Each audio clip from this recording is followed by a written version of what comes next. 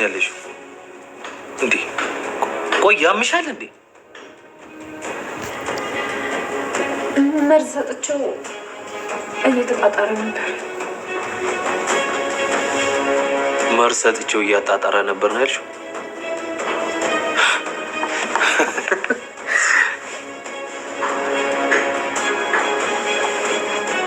የምርሽን ነው የጨረቃ? የእውነትሽን ነው እንደዚህ ያልሽው? ቆይ ምን እየሆንሽ ነው? ያምሻል እንዴ? ቆይ ወዴት እየሄድሽ ነው? ምንም እንዳትለኝ እኔ ናታን፣ የልጅን ገዳይ ነው የተበቀልኩት። በዚህ ደግሞ እንድትጸጸት እንዳልጠብቅ በጣም ደስ ብሎኝ ነው ያደረኩት። የምርሽን ነው? ቆይ አንቺ እንዳሰብሽው እሱ ባይሆንስ? ሌላ ሰው ቢሆን ሄደሽ እንደዛ ልታረጊ ነው? በሚገባ በደንብ ነው የማደርገው። ምክንያቱም አንተ ገዳዩ ልታገኝልኝ አልቻልክም። አረ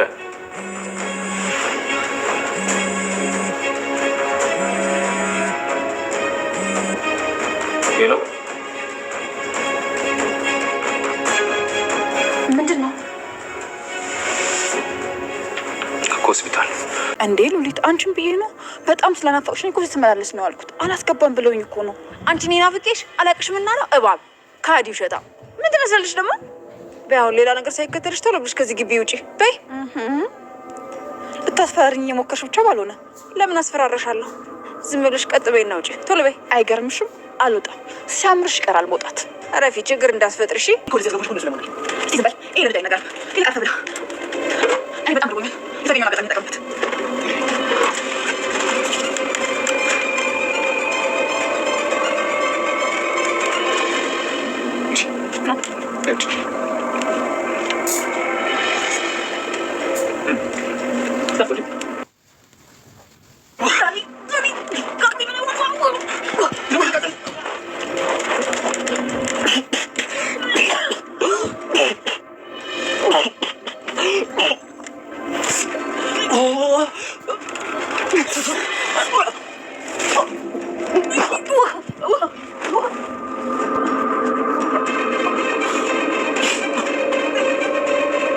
የኤፍራታ ድርጊት ናታንን አስደንግጦታል ማለት ነው። ምክንያቱም በፊት ላይ ሉሊት ናት ልጃችንን ገላ ያቃጠለችው ተብሎ ነበረ። አሁን ደግሞ ሉሊት አይደለችም ቃል ነው ተብሎ እንግዲህ ቃልንም መርዝ አብልተዋል ማለት ነው። ይህ ሁሉ ሴራ እንግዲህ የሉሊት ቅንብር ነው ማለት ነው።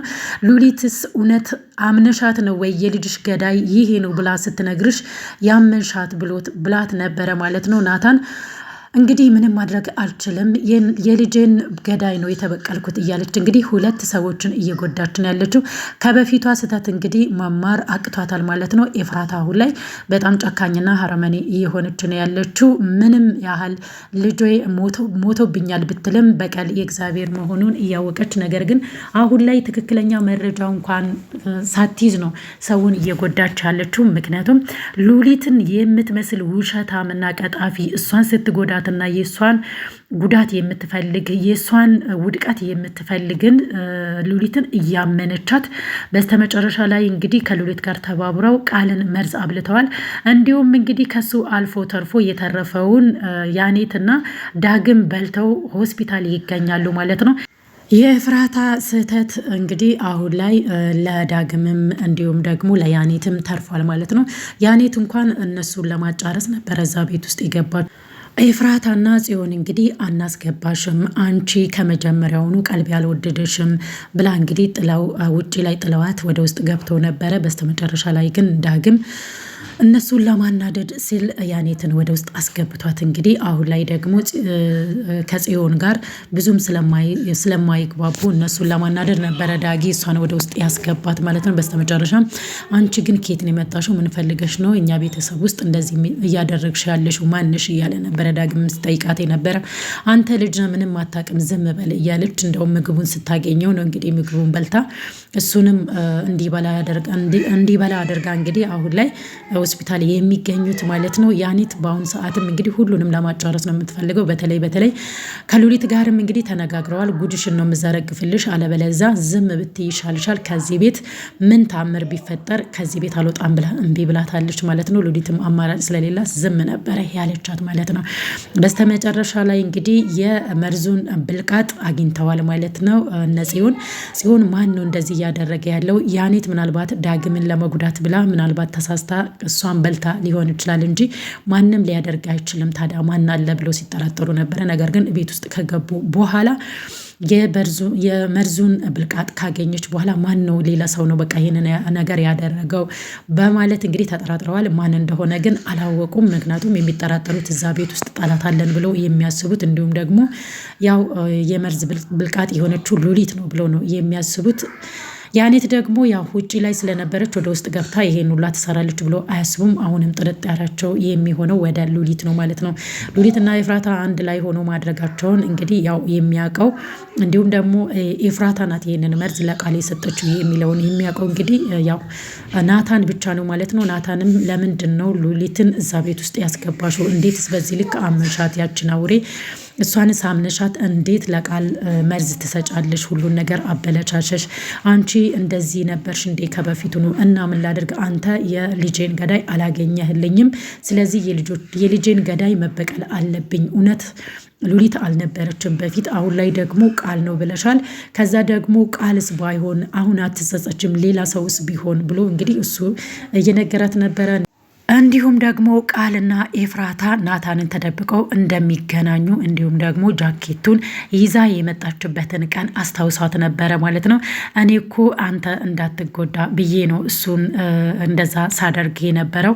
እንዲሁም ደግሞ ያው እኔ ለልጄ ብዬ መቃብሩ ላይ ሄጄ ሳለቅስ እያባበለኝ ወደ ቤት ይመልሰኝ ነበር። እንዲሁም ደግሞ መኪና ስር ገብቶ ተገጨው ያለ አውቆ ነው። ስለዚህ መቅረብ ፈልጎ የሆነ ነገር ከኛ እንደፈለገ ያስታውቃል። የሉሊትን ንግግር ብቻ አይደለም የያዝኩትኝ፣ ነገር ግን አሳማኝ መረጃ ስላለኝ ነው በማለት ነው እንግዲህ ለናታን የነገረችው። ናታን ደግሞ በጣም ስህተት ሰርተሻል፣ ይሄ ልጅ ከሞተ ሌላ ችግር ሊመጣ ይችላል፣ እንደዚህ የተበቀልሽ ነው የምትኖሪው፣ የልጅሽ ገዳይ እሱስ ባይሆን ምን ሊውጥሽ ነው እያላት ነው ማለት ነው። እውነት ነው። አሁንም ሉሊት አምና እንደዛ ማድረግ አልነበረባትም፣ ቃልም መሞት የለበትም ማለት ነው። ሐረግ ድራማ እንግዲህ ያው በጣም እየረዘመ እየመጣ ነው። ነገር ግን አዳዲስ ሰዎች በጨመሩ ቁጥር ድራማው እንደ በፊቱ ሳይሆን እየቀዘቀዘ እየመጣን ያለው። ነገር ግን ናታንና ኤፍራታ መቼ ይሆን አንድ ላይ ሆኖ ልጃቸውን አግኝተው ሰላም የሚያገኙት? እነሱ ቤት የገባ ፈተናና ጭንቀት መቼ ይሆን የሚወጣው ያስብላል ማለት ነው። ግን ደግሞ ያው ፈጣሪ የሚወደውን ነው የሚፈትነው።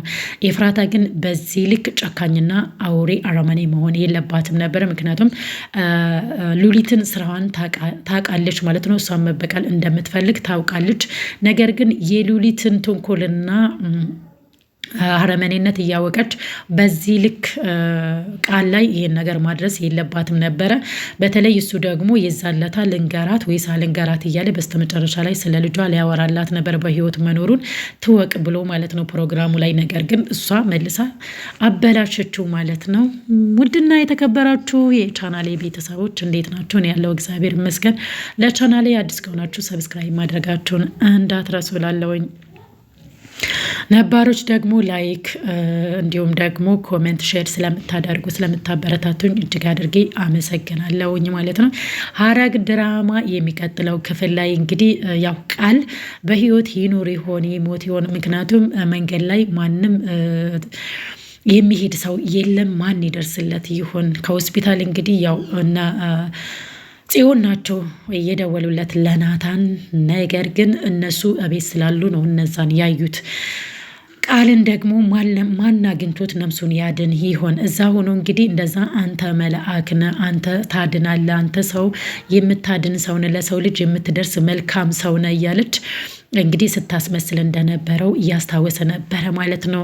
ውሃ እንኳን ስጪ ስላት ውሃ እንኳን አልሰጠችም። በዚህ ልክ ነው እንግዲህ ኤፍራታ ቃልን ለመግደል ያው ልጇን ለመበቀል ነው። ግን የሉሊትን ቃል በዚህ ልክ መስማቷ ገና ለወደፊትም ብዙ ነገሮችን ያመጣባታል ብዬ አስባለሁ። ኤፍራታ አንዳንድ ጊዜ የኤፍራታን ገጸ ባህሪ የምንመለከተው በጥሩ መንፈስ ሰው ይሄን አለን ይሄን ነገረን ብለን በችኮላ ሰዎች ላይ እርምጃ እንዳንወስድ የሚያሳይ ነው ማለት ነው።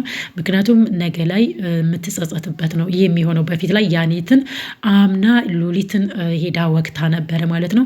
አሁን ደግሞ ሉሊት እኔ አይደለውም ብላ ቃልን አስወጋች ማለት ነው። እንደዚህ እያለ በቀል እየተስፋፋ ይሄዳል ማለት ነው። ስለዚህ ከመጀመሪያውኑ መማር ነበረባት ሉሊት። አለመሞቷ ጠቅሟታል። ነገር ግን አሁን ላይም ደግሞ ቃል ባይሞት ይጠቅማታል ብዬ አስባለሁ። ምክንያቱም አንድ እናት ልጇ ሞቶባት በእሳት ተቃጥሎባት እንደዛ ማድረጉ ላይገርመው ይችላል ቃል ማለት ነው። ምክንያቱም ያው ልጇን እስከዛሬ ድረስ ጠብቆ በስተመጨረሻ ላይ ሉሊት ባታበላሸው ኑሮ የልደቷ ቀን ሰርፕራይዝ ሊያደርጋት ነበረ ከእህቱ ጋር። በተለይ እህቱ ናት እንግዲህ ቃልን ገፋፍታ ጥሩ ሰው እንዲሆን ያደረገችው ማለት ነው። እንግዲህ ለዛሬ ያዘጋጀውላችሁ ቪዲዮ ይሄንን ይመስላል። በሌላ በቀጣይ ቪዲዮ እስክንገናኝ ድረስ ቸር ሰንብቱ። ባይ ባይ።